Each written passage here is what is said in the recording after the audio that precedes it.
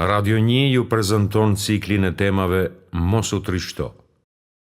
Mos u mërzit, se nuk vdes para kohë. E kur të vija fati i tyre, ai nuk mund të shtyhet para si moment, e as të përngutet më parë. Ky ajet kuranor është ngushëllim për frikacakët, të cilët vdesin shumë herët para vdekjes së vërtetë. Le ta dinë se vdekja është e caktuar, nuk vjen para kohe e as shtyhet prapa. Si kur të mblidheshin të gjitha krijesat, vdekjen nuk do të mund ta përshpejtonin e as do mund ta shtynin për më vonë. Ky realitet qetëson dhe stabilizon njeriu. Agonia e vdekjes i vjen me atë të vërtetën. Dije se mbështetja e lidhja përveç se me Allahun sjell mirim. Po, ne atë dhe pallatin e tij i rrafshuam në tokë, dhe veç Allahut nuk pati që ta mbroj e as vetë nuk pati mundësi të mbrohet. Në librin e Dhehebiut Siyer Alam en Nubela, që është shkruar në 23 vëllime e që përmban biografi të dietarëve, mbretërve, princërve, ministrave, poetëve e të tjerë, do të gjesh dy të vërteta të rëndësishme. Ai që do të arrijë diçka si pasuria, fëmia apo pozita shoqërore, pa u mbështetur në Zotin, ai do t'ja mundsojë atë, mirë po kjo mënyrë do i shkaktoj vuajtje e mirim në jetë. E ata, djajt, do t'i shmangin nga rruga e drejtë, kurse jo besimtarët mendojnë se janë duke i udhëzuar. Ja disa shembuj nga ata që arritën të posedojnë diçka më shumë se të tjerët, e që në të vërtetë kjo arritje nuk u solli lumturi, por përkundrazi, fundi i tyre ishte i mjeruar. Faraonit i solli mjerim pozita e tij, Karunit pasuria e tij, Umeje bin Halefit tregtia e tij, Velidit fëmia i tij, për të cilin në Kur'an thuhet: Ti më le mua dhe atë që e krijova të vetmuar. Po ashtu Ebu Xehlit i solli mjerim pozita, Ebu Lehebit i tharizmi fisnor, Ebu Muslimit pushteti, Mutenebiut popularizimi, Haxhaxhit kryelartësia dhe autoriteti, Ibn el Furatit ministria. Atë që beson në Allahun fuqiplot, krenohet me të dhe punon për hir të tij. Allahu do ta ngrërë në pozita të larta shoqërore e do ta bëjë të nderuar edhe të tjerët, edhe pse ai nuk posedon pasuri, pozitë, familje aristokrate apo popularitet. Për shembull për Bilalin, thirrja e ezanit, për Selmanin përjetësia, për Suhejbin sakrifica e tij, për Atain dija e tij. E fjalën e atyre që nuk besuan e bëri më të ultën, kurse fjala e Allahut është më e larta. Allahu është më i fuqishmi, më i urti. O Allah, ti je i madhëruar e i nderuar. Në një hadith të vërtet, pejgamberi na ka porositur që sa më shpesh të përsërisim frazën: O Allah, ti je i madhëruar e i nderuar. Po ashtu na ka porositur që të përsërisim: O i gjallë, o vigjëlues. Thuhet se ky është emri më i madh i Zotit të botëve. Prandaj secili që e thret Allahun me këtë emër do të gjejë shpëtimin dhe lehtësimin.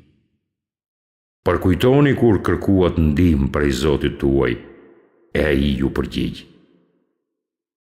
Në jetën e muslimanit 3 ditë janë festë. Dita kur muslimani i kryen të gjitha namazet me xhamat dhe kur largohet nga gjunahet. O ju që besuat, përgjigjuni Allahut dhe të dërguarit kur ju ftojnë për atë që ju jep jetë. Dita kur pendohet nga gjunahet dhe i kthehet Zotit fuqiplot. Ndaj edhe atyre ai u afali, në mënyrë që të pendohen. Allahu pranon pendimin se është mëshirues. Dita kur do të takohet me Allahun duke bartur me vete vepra të pranuar. Kush e do takimin me Allahun dhe punon për të, Allahu e do takimin me të. Duke lexuar biografitë e sahabëve, kam hasur në jetë të tyre 5 çështje që nuk i kanë të tjerët. Të jetuarit me modesti, lehtësi me tolerancë të përgjithshme. Dhe ne do të drejtojmë ty në më të lehtë. Dija e tyre ishte e përbashkët me veprat e tyre. Ata punonin më shumë se sa flisnin dhe nuk merreshin me demagogji e as ndërlikime në jetë. Po Allahut ja kanë frikën nga robërit e tij vetëm dietarët. Rëndësi më të madhe i kushtonin çështjeve të brendshme se sa atyre të jashtme. Ata kishin sinqeritet, mbështetje tek Allahu, dashuri e harmoni, frikë e respekt, kurse në veprat e jashtme si nafilet, agjerimi e tjerë, ishin tolerant, saqë disa nga tabiinët, pasardhës të brezit parë, ishin më të thelluar në studimin e këtyre çështjeve të fundit se sa vetë sahabët.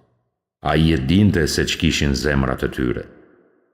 Ata s'ishin të pasionuar vetëm në grumbullimin e pasurisë dhe të mirave të kësaj bote, por jetonin e punonin për këtë botë, duke mos haruar botën e përjetshme. Në këtë mënyrë gjetën qetësinë, rehatin dhe lumturinë e vërtet në këtë botë. E kush ka për qëllim botën tjetër duke qenë ai besimtar, përpiqet për të ashtu si i takon asaj. Angazhimi i tyre do të jetë i pranishëm te Zoti. Çështje parsorë tek ata ishte xhihadi, çdo lëvizje e aktivitetit frytdhënës në shoqëri. Derisa kjo çështje u bë moto e punëve të tyre të përditshme, sepse xhihadi të bën njeri më të lumtur e më progresiv në jetë. E ata të cilët luftuan për hir ton, ne me siguri do i orientojmë rrugës për të ne, e s'ka dyshim se Allahu është me besimtarët. Në Kur'an ka ligje dhe aksioma që nuk ndryshojnë, po përmendim disa që njeriu e bëjnë të lumtur dhe që e stabilizojnë gjendjen e tij shpirtërore. Atë që ndihmon dhe punon për fenë e Allahut, ai do ta ndihmojë dhe ai do të ngadhnjej mbi të tjerët. O besimtar, nëse ju e ndihmoni fenë Allahun, ai ju ndihmon juve dhe ju aforcon këmbët. Kush kërkon nga Allahu, ai i përgjigjet kërkesës së tij. Më thirrni mua, unë ju përgjigjem. Kush kërkon falje nga Zoti, ai e fal atë. Zoti im, unë e ngarkova veten e ti më fal mua. Dhe ai ja fali, se ai është që fal shumë, është mëshirues. Kush i pendohet Zotit, ai ja pranon pendimin. Ai është që pranon pendimin e robërve të vet dhe shlyen të këqijet dhe e di çka punon. Kush mbështetet tek Zoti, ai do t'i mjaftojë atij. Kush i mbështetet Allahut, ai mjafton atij. Ndërsa 3 gjërave Allahu ua shpejton dënimin: kryenetësisë dhe rebelimit. O ju njerëz, kryenetësia juaj është vetëm kundër vetes suaj. Thyerje së zotimit, e kush e thyen zotimin, e thyen vetëm në dëm të vetin. Dredhisë dhe kurtheve ndaj të tjerëve, dredhia e keqe zgodet tjetër vetëm ata që e kurdisën. Para zullumqari dhe mizori nuk do të shpëtojnë nga dënimi i Zotit as në këtë botë. E këto janë shtëpitë e tyre të mbetura shkret për shkak të mizorisë së tyre. Nga ana tjetër, fryti i punës së mirë do të dalë qysh në këtë botë, herët a vonë. Ndaj Allahu u dha atyre shpërblimin e kësaj bote dhe shpërblimin më të mirë të botës tjetër. Allahu i do punë mirët. Atë që respekton urdhrat e Zotit, Zoti e do. Thuaj, nëse e doni Allahun, atëherë ejani pas meje që Allahu t'ju doj, t'ju falë mëkatet, se Allahu është që falë shumë, mëshiron shumë. E kur njeriu e di këtë, ai gëzohet edhe është i lumtur, sepse ka të bëjë me Zot që falë, furnizon e ndihmon shumë. Allahu është furnizues i madh. Ai është fuqiploti. Ai fal dhe mëshiron shumë. Në librin e Abdurrahman Sadiut, mjetet e dobishme në jetën e lumtur, thuhet: ndër shkaqet që e bën njeriu të lumtur është që ai t'i vështrojë dhuntit që i ka dhënë Zoti, dhe aty do të shohë se është privilegjuar mbi shumë njerëz në botë, të cilët nuk do të mund t'i numërojë. Kështu një rob do ta di vlerën që ja ka dhuruar Zoti i vet. Po ashtu edhe në obligimet fetare, megjithse mund të mos i kryej plotësisht, njeriu mund të shohë se ua kalon shumë të tjerëve në botë, ndoshta vetëm me leximin e Kuranit apo të përmendurit e Allahut fuqiplot. Kjo është një dhunti tjetër që nuk blihet me asgjë.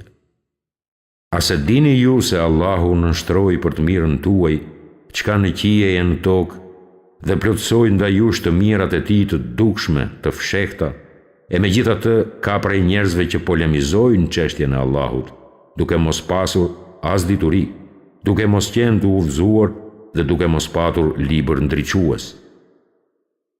Dhe Hebiu rëfen për shkencëtarin e madh të hadithit Ibn Abdul Bakiun se një ditë në të dalur nga xhamia Darus Selam e Bagdatit, ai kishte vështruar xhamatin dhe në mesin e tyre s'kishte parë asnjë njeri që meritonte zëvendësimin e tij në xhami.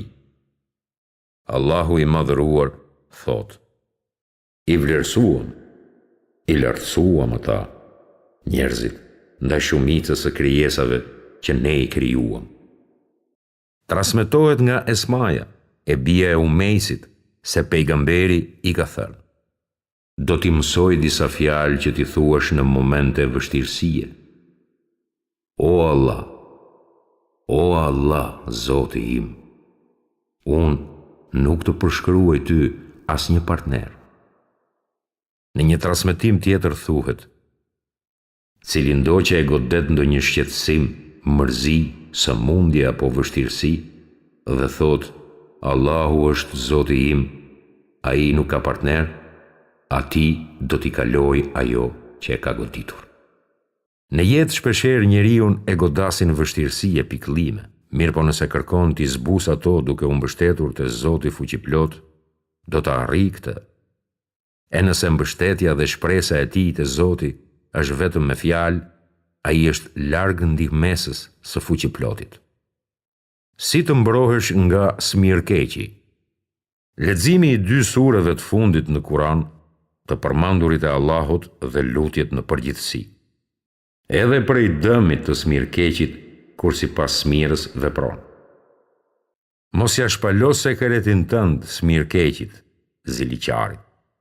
O bijtë mi, mos hyni në Egjipt prej një dere, po hyni në përdyrë të ndryshme. Largohu prej tij, e nëse nuk më besoni, atëre hiquni prej meje, më lini të lirë. Bamirësia ndaj tij, duke u mbrojtur nga dëmi i tij, ti të keqen ktheje me më të mirën.